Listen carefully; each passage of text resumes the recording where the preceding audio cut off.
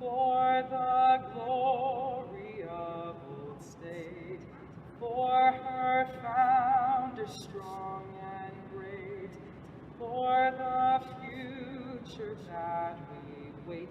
Raise the song, raise the song.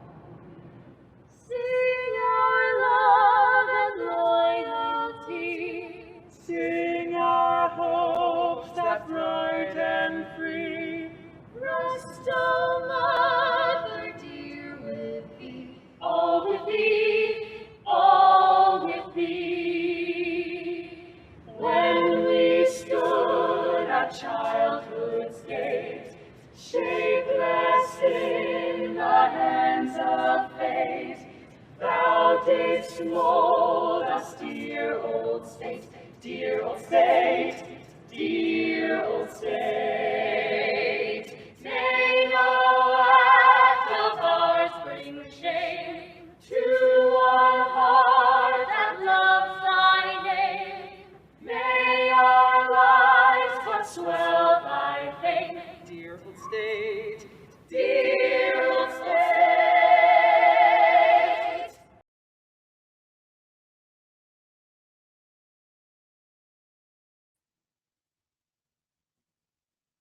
Where else would you rather be?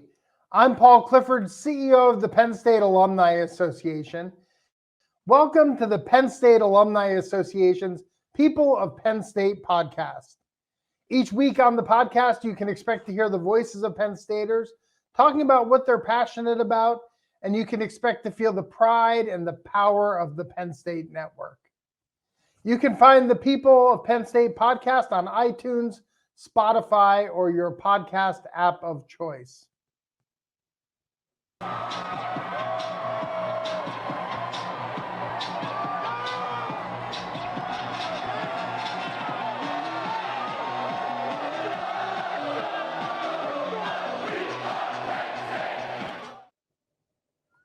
Today, I'm joined by Paralympian Jake Schrom.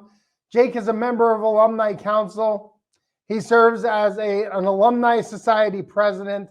He is the 2011 graduate from Penn State with a Bachelor of Science in Landscape Contracting. He works for his family business, the Cumberland Valley Tree Service and Landscaping, as a landscape designer. And this past summer, he added the title of Paralympian to his resume in the sport of powerlifting and placed 6th place in the world at the Tokyo 2020 Games. Please welcome Jake Schrom to the podcast. Jake, how are you today? I'm doing well, Paul. Thank you for having me. It's so good to have you, Jake. I've been excited about this conversation. Let's start at the very beginning, though. How did you become a Penn State Nindy Lion? Well, a lot of people in my family had ties to one of the Commonwealth campuses, Penn State, Mont, Alto. So with our family and our family business, we have a lot of employees, probably, I think it was like a third of our employees are Penn State graduates. So we had a big connection to Mont Alto, and that's where I got started for my first 2 years. So it was just a natural decision to go to Penn State as well. So while at Penn State, what were some of the activities that you were involved in? So I played basketball at Penn State Mont Alto for 2 years. And then when I went up to main campus after being injured and losing my leg, I got involved with ability athletics, which is an endowed sport that Penn State funds travel and competition expenses to help kind of enhance the experience of a student athlete that's disabled while at Penn State. So those were the two main things I was involved in while at school. This is the People of Penn State podcast. I'm Paul Clifford. I'm joined by Paralympian and Alumni Council member Jake Schrom. So Jake, as you mentioned, sports have always been a part of your life. Besides basketball and weightlifting, what sports did you play growing up? Pretty much everything. I did basketball and football in high school. I also did rugby for a little bit right after high school. And those were the sports that I did competitively. And then just for fun and recreationally, I've played pretty much every sport. So you mentioned the injury and that you had lost your leg. I hope you'll forgive a question about that day that changed your life. But for folks who might not know the story, can you tell us what happened? Yeah, I don't have any problems talking about it.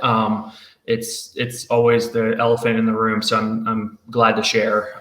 So I was just finished my finals my sophomore year at Mont Alto campus, and it was the week after that. I was home working for our family business. One of our dump trucks had filled up, and I needed to take the truck to go empty it and come back. And when I was exiting the highway on a downhill off ramp, I went to hit the brakes, and the brake line had failed on me.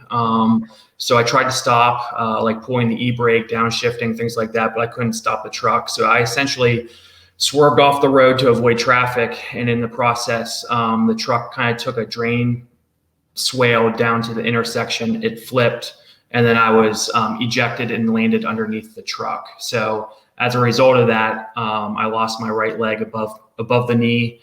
And it took several months to rehab after that. I took a semester off of school and then returned for the spring semester in 2009 up at State College or University Park. Right. So what was kind of your mindset after the injury, right? You're a competitive guy, you're an athlete, and then this happens. You talk about the several month process that you went through to rehab. Were there ever doubts about going back to Penn State or about how you might continue as an athlete? Yeah, I mean, there were definitely doubts early on, but I would say fairly brief in duration. When that happened, I was just like, I need to basically survive this. And I wasn't thinking about school. I wasn't thinking about jobs or my career. I just wanted to survive and get healthy again. And then soon after that, I was stabilized in the hospital, and I could start, thinking about what was possible again. So the physical nature of my rehab, like physical therapy, learning to walk again, things like that, that was honestly the easier part. I looked at it like a just goals, just like I have all the time in sports. It was more the social, getting used to my new self-image and just being comfortable socially. That took a lot longer to kind of get that confidence back again. You mentioned that the accident happened while working for your family's company, and that's the company that you work for today. Did you ever kind of think about maybe pursuing something else because of what happened and that it happened on the job? And I'm sure there's constant reminders each day, right?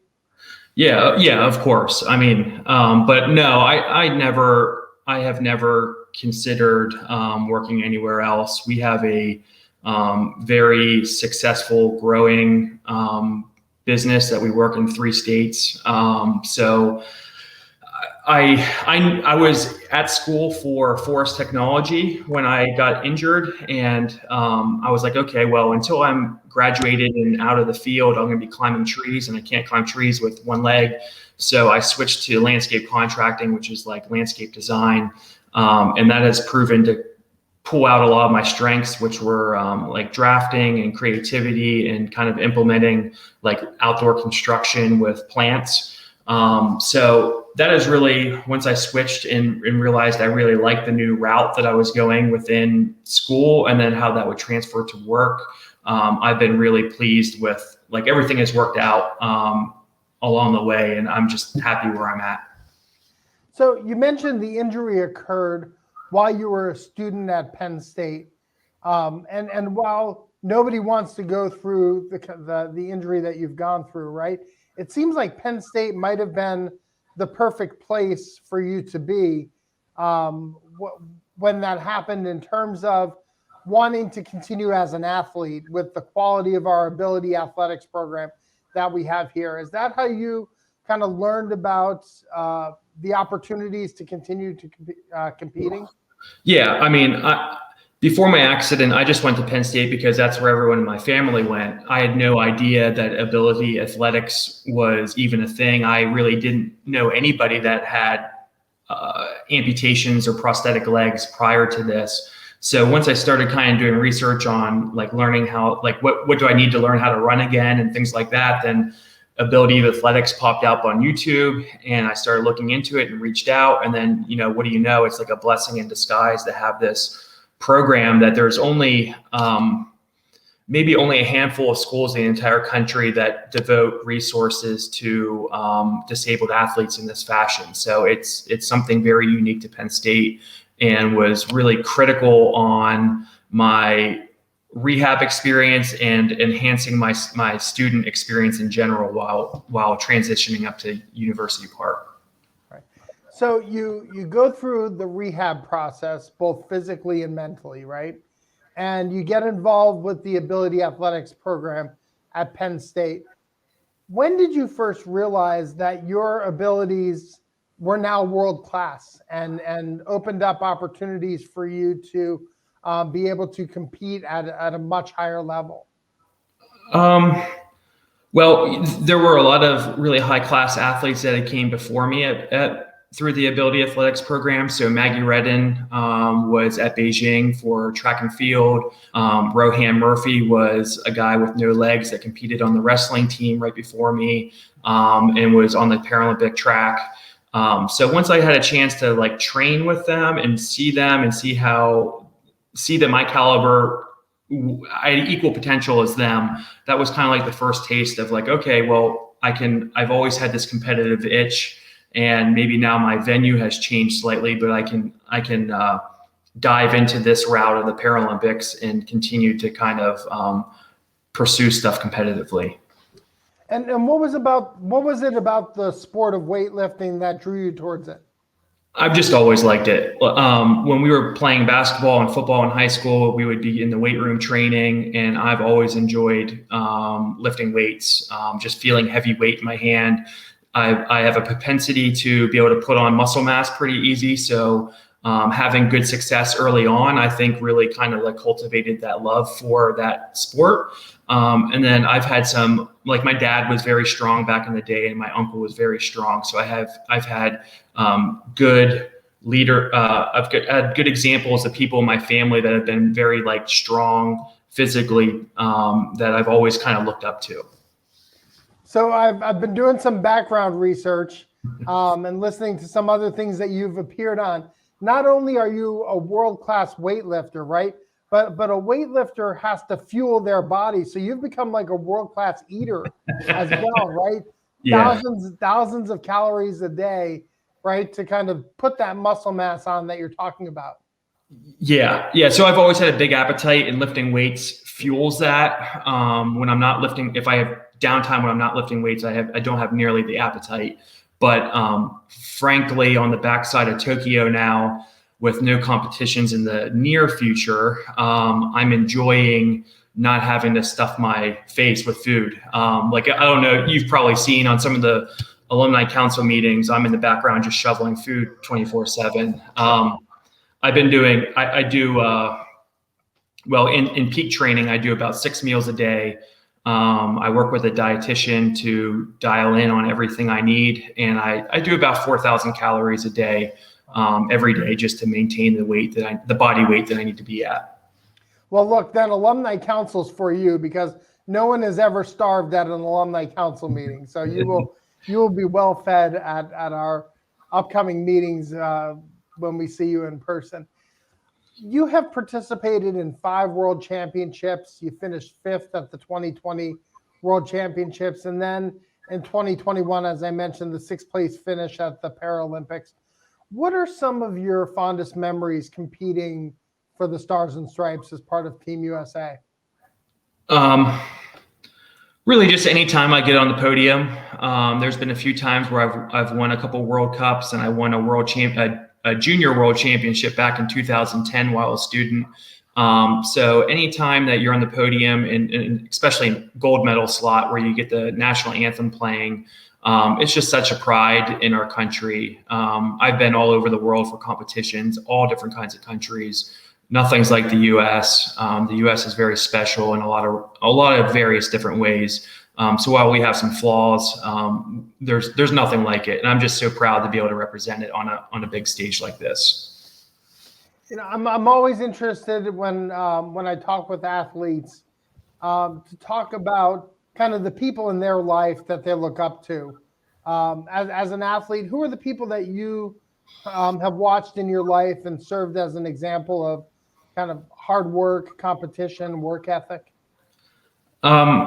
I mean, I always talk about my grandfather. He wasn't an athlete per se, but just my father and my grandfather both have had great work ethic. Always work really hard. Try to do your best at everything. You know, if you were gonna commit to something, do your best at it, or just don't commit to it at all. So my grandfather in particular, he's overcome a lot of adversity. Has worked really hard. He started our company. He's the founder of our family business. He's overcome a lot of injuries also in the past. So he's always been someone that I've looked up to. He fell 50 feet out of a tree and broke his back when he was about 40 years old. So after recovering from that, he left the company he was working for and started our family business. And now we have close to 100 employees. So he's someone I really look up to. He'd rather break his back for himself than for someone else, right? Sure. Yeah. He's really special. Yeah. You have become an advocate for ability athletes and for amputees. What are some of the biggest stigmas and obstacles that community faces, and why is it important to you to speak out and speak up? There's short answers and long answers. I'll try to be concise. When I first became an amputee for the first time, I knew nothing about it. And I feel like 10 years ago, or I guess 13 years ago now, very few people knew. There just wasn't awareness about, in particular, my disability, limb loss, so amputations, prosthetics, things like that. I feel like there's a lot of people that see you out walking around at the grocery store and they want to say, oh, you're a great inspiration because you're out doing normal day things with a prosthetic leg. So I think in the last 10 to 13 years, the Paralympic movement has really grown within the United States, and there's less of this you're an inspiration because you're doing exactly what you should be doing in real life.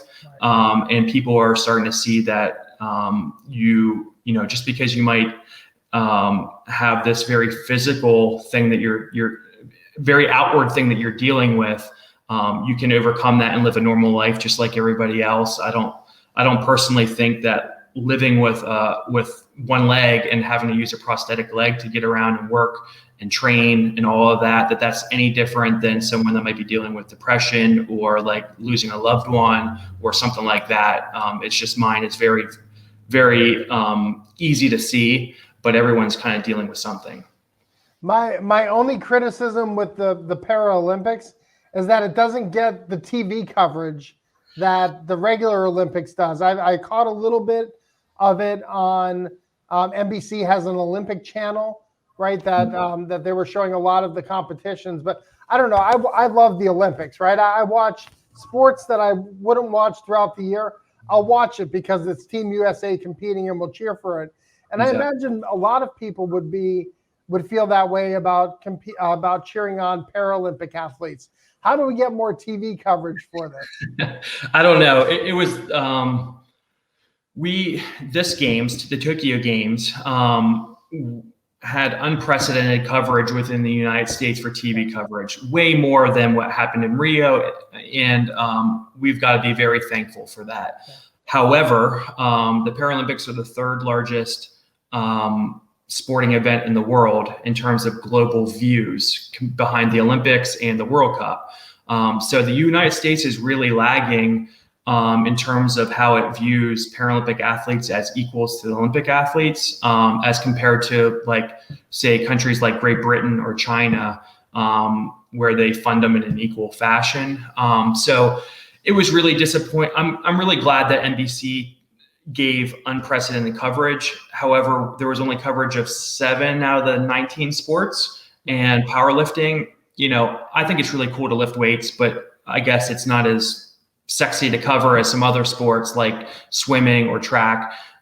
So there was no coverage of my sport. So not even live streams. So it was really disappointing to have competed on the largest stage and not have my friends and family be able to kind of watch that in live time. Yeah, I was looking at the TV schedule and the live stream schedule, trying to see you as you competed live, and there just wasn't the ability to do that. And so maybe in 2024 and by 2028, we will have come much further in that regard. What are your plans for 24 and 28? Well, I have been very unbalanced in the last couple of years of being selfish with my time outside of work to train for and qualify for the Tokyo Games. So I'm going to take a couple years off of Team USA. Right now I'm officially retired. And I'm just looking forward to, I've got a lot of vacations with my wife I've got to make up for. So I'm looking forward to the next couple of years, just traveling a lot more with her and spending time that we just typically don't get to spend together because of all my competitions.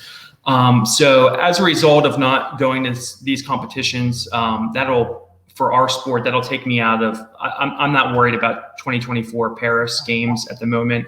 Part of me would love to, I'm only 33 and I'm just entering the prime of our sport for the years are like 35 to 45. So I would be 40 for the LA Games. I would love to have a comeback for that. But we'll see how this time away goes. I'm just at the moment really looking forward to doing some traveling and being home a lot more. Absolutely. This is the People of Penn State podcast. I'm Paul Clifford. I'm joined by Paralympian, Alumni Council member. He's the president of the Mont Alto Alumni Society, Jake Schrom. Jake, let's talk a little bit about the work that you're doing professionally now and how Penn State set you up for your career in landscape architecture. Yeah, I mean, so as a landscape designer, it was the perfect segue for a lot of the job opportunities within the industry that my family business is. So I really, even though I switched into landscape contracting as a result of my injury, it's been really a blessing in disguise. I work as a landscape designer, mainly on residential properties, doing outdoor patios, outdoor kitchens, tree plantings, things like that.